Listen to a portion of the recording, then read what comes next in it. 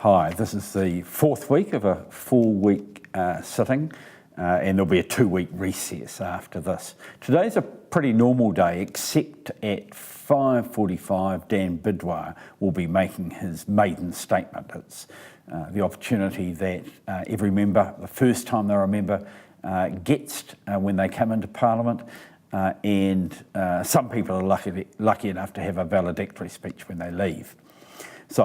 But we'll start the day with questions. Simon Bridges to the Prime Minister. Does he stand by all his government's policies and actions?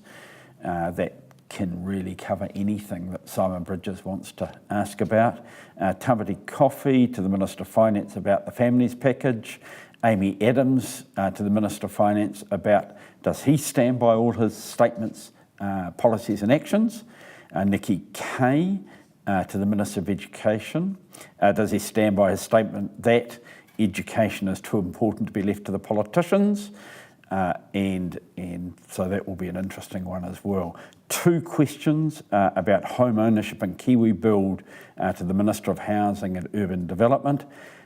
Jamie Lee Ross is continuing his forensic analysis into the audit matters at the county's Manukau District Health Board, and that's a question to David Clark, the Minister of Health. Liz Craig to Education.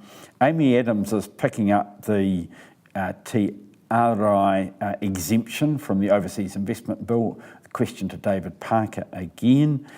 Nick Smith has a long question to the Minister of Justice to do with the waka jumping legislation and how consistent it is to the Parliamentary Privilege Act. Priyanka Radhakrishnan, Families Package, and David Bennett to the Minister of Corrections, Kelvin Davis. Does he stand by all his statements and actions? So a wide variety of questions today, and because the opposition has quite a few extra supplementaries, it could take a bit longer than normal. We'll then go on to the Taxation Annual Rates for 2018 Modernising Tax Administration and Remedial Matters Bill. In the name of Stuart Nash, that's the first reading. The second reading of the Exclusive Economic Zone Continental Shelf Amendment Bill, that's David Parker. Maritime Powers Extension Bill, Mecca Faithri, first reading.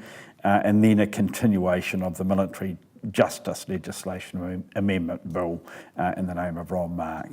So a variety of questions, variety of legislation, but we're in the last week of a 4-week session, which can sometimes mean that Parliament gets a bit ragged.